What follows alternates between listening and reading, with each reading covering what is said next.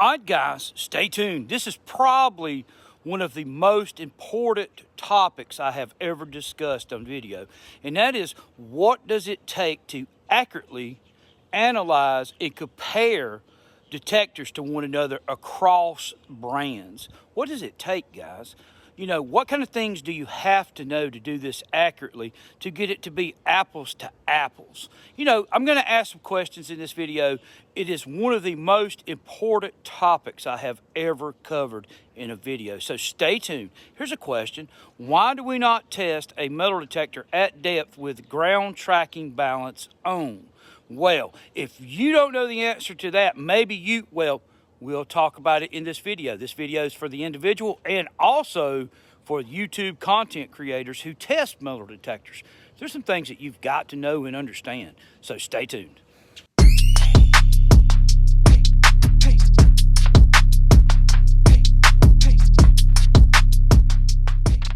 Guys, I'm out here this morning and I want to bring to you a very important discussion about how to test metal detectors, how to compare metal detectors and make it apples to apples, and what this requires and what this takes.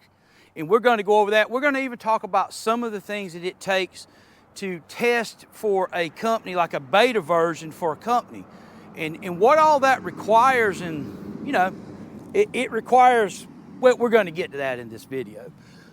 So I've got 4 of the latest and greatest metal detectors out here. They're all different they're different companies, and they have different terminology. They have different programs. They have different filters. They have different variable sensitivity settings. This one runs to 99. This one runs to 29, 28. This one runs to 30, 28 on that one, I think, or 29. I can't right off the top of my head. This one runs to 35. So where do I set the sensitivity on the metal detector when I'm testing them? These have recovery speeds. This one has a reactivity, which is just a different lingo for the same setting. Where do I set them? This one has different programs than this one. This one has different programs than this one.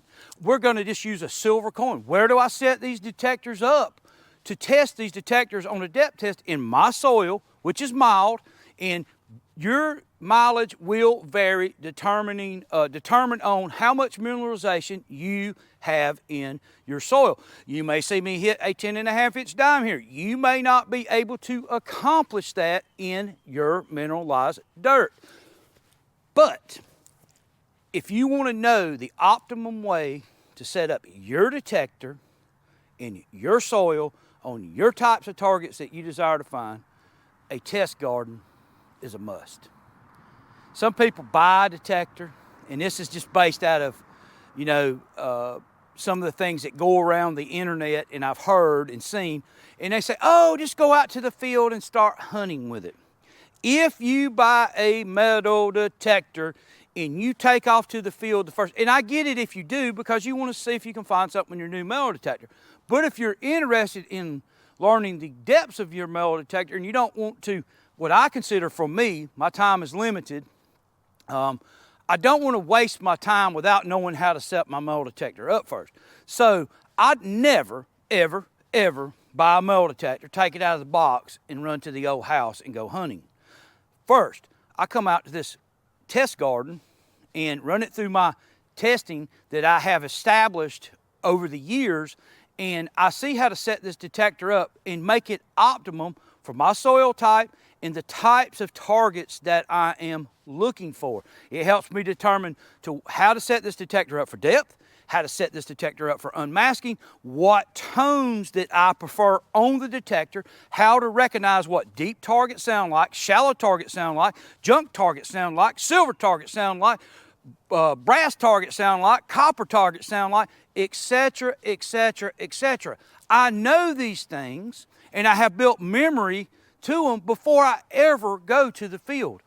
I have found nuances here in taking the detectors to the field, and it corresponds.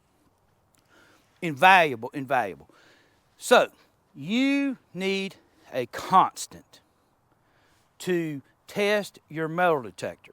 If you are testing multiple detectors and you're a content creator on YouTube, well, we're going to discuss that too.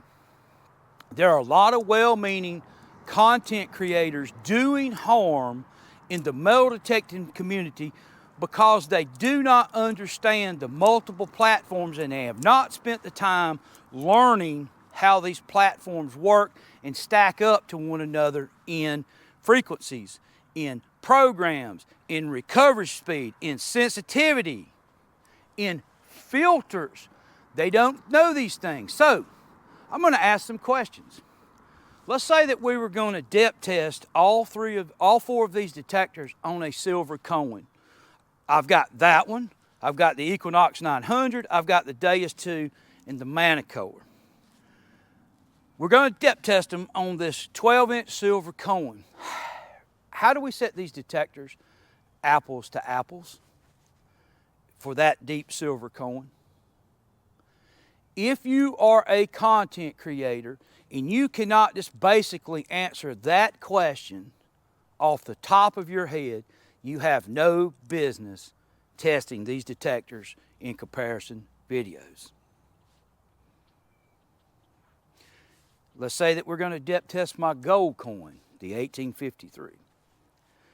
How do we set up these four detectors to depth test them? And your soil will vary, but in your soil, how do you, and in your hunting environment, wherever your test garden is, how do you set these detectors up to depth test them apples to apples on the gold coin?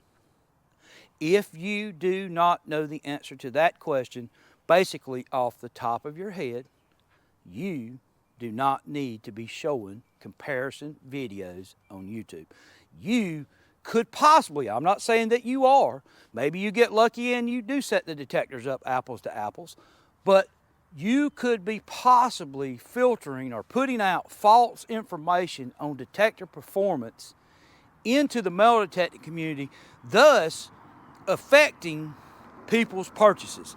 And yes, whether we like this terminology or not, we are all influencers that are doing these videos. Some of us are honest and try to provide raw, honest data, and some try to influence to a particular brand that has been given to them, or they bought, or some kind of deal they got worked out with a metal detector dude where they get a kickback, etc., etc. I do not make money off of metal detectors. Have I been sent free metal detectors? Yep, by Minelab, by that company, and by XP. So, with that being said, let's talk just a minute about understanding these metal detectors. If I set this metal detector up in Park 1, recovery speed of 4, FE 0, all tones, what do I need to set this metal detector up in to match it? If you don't know that, then you don't need to be comparing these two metal detectors. If I set this one up, just like I said, what do I need to set this one up to match that? Part 1. If you don't know the answer to that, you don't need to be testing metal detectors or doing head-to-heads. You don't need to be making claims or showing results because you don't know how to get the detectors apples to apples. Let's say that the recovery speed, what reactivity setting matches a recovery speed of 4? What silencer setting and discrim matches a FE of 0 on the Equinox 900? If you do not know the answer to that, then you do not need to be testing these metal detectors head to head. Let's jump over. According to the manual on that one, M1 is what it needs to be in.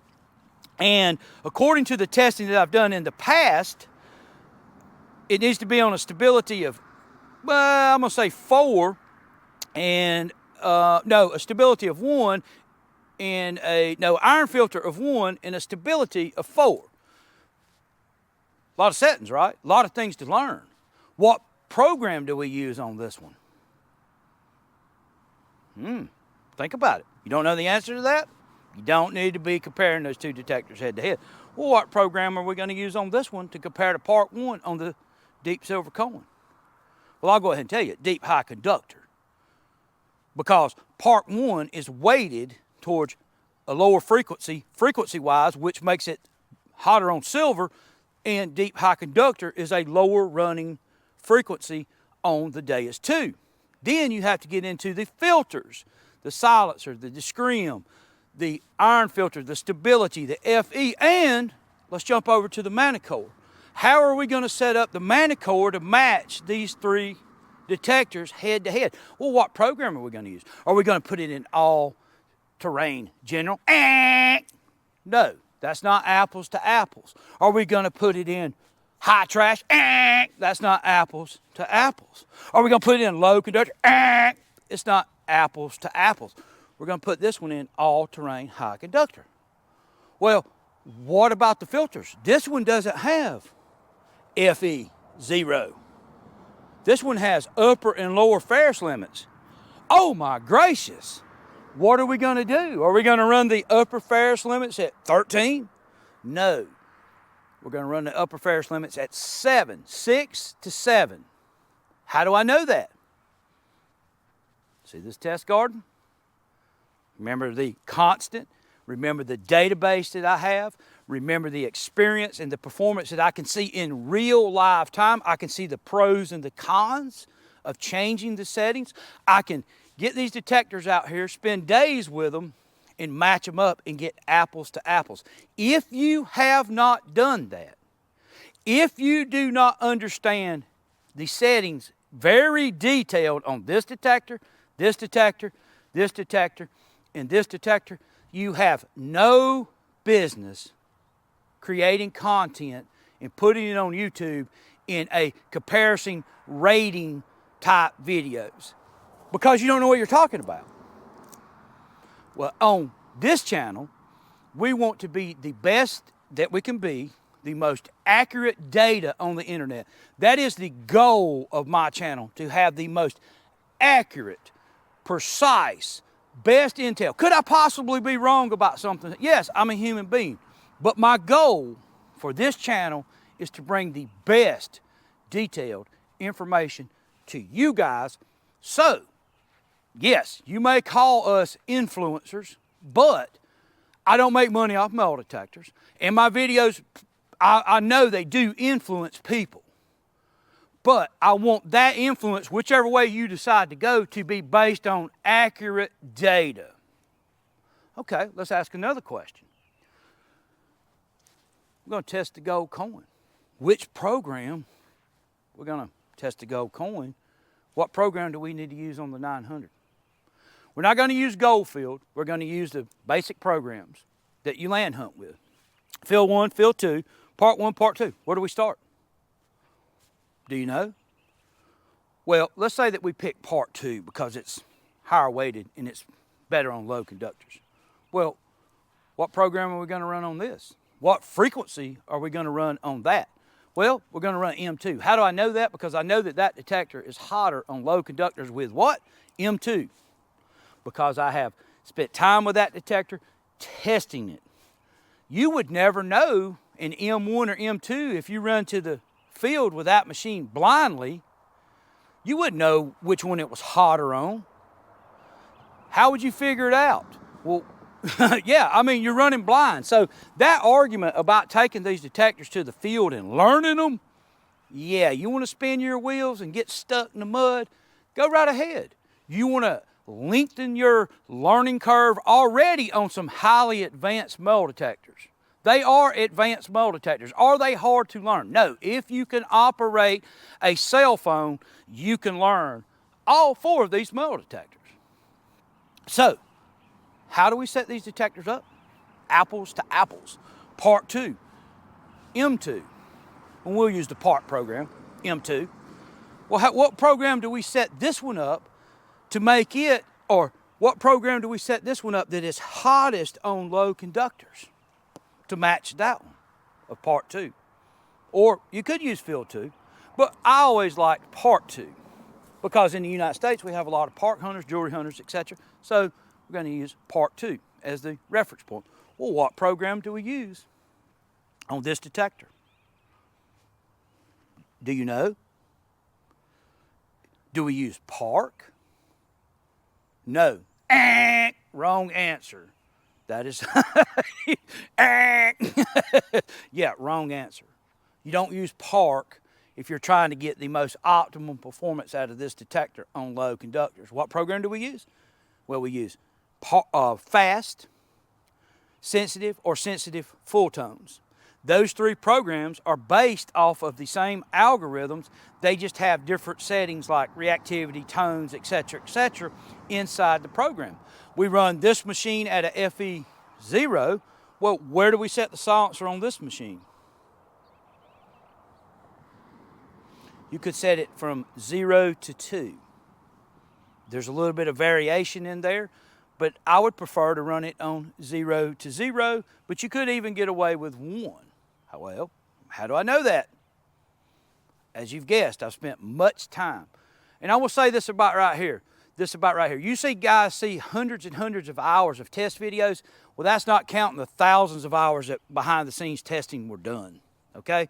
I have spent over the years lots of time doing this. And I have a knowledge base that is based on my experience. Yes, I talk with other people, other testers. And as far as beta version testing goes, let me tell you about that real quick. When you test a beta version, you have to run from the beginning to the end. You have to test from the very basic to the most extreme. You have to flip programs and you take nothing for granted. It is a lot of work. And I'm going to tell you this. That's why there's a lot of ignorance in some of the content creators about testing these metal detectors, because they don't want to put in the work and time to really develop a knowledge base of the settings of these metal detectors and how they work and how to go cross brands, how to get a Minelab to match a Deus, how to get a Deus to match this one, how to get this one to match a Minelab. They don't want to put in the time and effort. People by nature, a lot of people by nature are just lazy and they don't have a desire to do that. If you are a content creator on YouTube and you are comparing these and you are rating metal detectors, you have a responsibility to learn the intricate details of the settings and understand the pros and the cons, the pluses and the minuses of the settings and the programs on these detectors before you start handing out information to the YouTube community. Willingly, unwillingly, ignorantly, purposely, you could be leading people astray and they're spending their hard-earned money in places that they shouldn't be. I'm not saying that about any of these detectors. I'm just saying that that could happen. You could show somebody something that's misleading and not even mean to do it. You could test the gold coin on the Manticore in high conductor or all-terrain general, and you could test it against part 1, and the Equinox 900 may beat it on the gold coin. And then somebody sees that video and says, well, I'm going to buy an Equinox 900 because the Manticore is not as good on the gold coin. Well, that's not true. If you had put the Manticore in low conductor, what it's designed for, low conductors, and you had matched up the filters, oh, well, wait a minute, you got a FE of 0 on this machine. Where do I need to run the FE on this machine to make it comparable to that machine? Well, from my testing in iron, and realistically speaking, 6 to 7 is about as low as you're going to be able to go on that metal detector. So if you can run this one at FE0, then the comparable setting would be, in my situation, 6 to 7. There's been other reports that people have run it lower. I cannot accomplish that. So, apples to apples, low conductor, 6 to 7 upper ferrous, recovery speed 4, part 2 on the gold coin, and all tones to all tones, or you could use the pitch tones or the depth audio themes on these detectors, which that'll make them apples to apples. Well, then come back to the Deus, you're in fast, put it in pitch, put silencer 0, come over here to this one, put it in pitch, put the iron filter at 1, stability 4, put it in M2, and then go at it. Get the sensitivities comparable. Here's another variable, 35, 99, 28 or 29, 28, 29, 28, 30 sensitivity. Well, how do you bridge that gap? Are we going to run this one at 35 because we run this one at 35, and I'm using that as hypothetical. This one's running at 21, 22, 23, 21, 22, 23. How do we get them comparable? First, you get them stable as you can. You get apples to apples on stability, and you look at how this stuff stacks up. Deus 2 comparable on this one, 23 sensitivity, 95. Manticore 23, Deus 2, 95. Manticore 23, 24, 25, 26, 27, 28, 95 on the Deus 2. The Equinox 21, 22, 23, 24, 25, 26, if you can run it that high, 95 on the Deus 2. 90 to 95 on the Deus 2 is that gap out, as you heard what I just said on this one. You got 30 on this one, 25, something like that. I think is what I ran in my yard when I was testing it, 24, 25, etc. But you got to get them matched up. You can't run this one on 95 and this one on 14. Or this one on 14 and this one on 30. That's not an accurate representation. So you have to understand this. There's a lot to this, guys. That's what this whole video is about. You know, I get a lot of comments, and I get a lot of comments from the people in the don't know, and that's fine. I hope you come to my channel to learn and grow. I learn something almost daily about metal detecting. You don't believe that? I talk a lot and with a lot of different people about metal detecting. And I learn something almost daily about metal detecting. And a lot of times it'll be big stuff. I'm like, oh, I never thought about it. I've never looked at it that way, etc., etc. So we're always pondering this. I'm always talking with Sharpshooter. I'm always talking with History Teach. Michael, my other buddy, I'm talking with him. I'm talking with Iffy Signals. And we're always bouncing ideas off of one another behind the scenes to bring the content to you guys with accurate information. We're bouncing ideas off of each other. Recommendations. What should these companies be doing to make our detecting experience better? Well, a lot of those things, will be and have been implemented in some of the detectors that you see setting here today. You have some of that stuff on those detectors because some of us got together and showed it. You're welcome. You're welcome. Yeah, my time and effort, it takes a lot of time and effort. And if you want to be good at it and you want to provide accurate information, you have an intricate knowledge base of how the settings stack up, how they compare, how the programs compare. And that's getting it apples to apples. And like I said, I've seen a lot of videos that make me cringe, and we don't want misleading information on this channel. Could I possibly make a mistake? Yes, I'm human. But that is the goal of this channel, the most accurate data. And if you are a content creator for the last time, get off of YouTube, go out there, get your detector, learn what these settings do, learn the programs, learn the tones, learn the most intricate settings of this metal detectors, and get it where you know how to set them up, apples to apples. Put the camera up for a little while and, do a little off-camera testing and get yourself familiar with what you're seeing. It takes a little while when you're learning how to test metal detectors to even understand sometimes what you're seeing. You may see one particular behavior out of a detector and another one may not do it as well or may do it better. And it takes a while to recognize and compute and build a database of what's going on, especially cross-brand multiple detectors. I know this was a long video, but I just wanted to put that out there this morning. We have a responsibility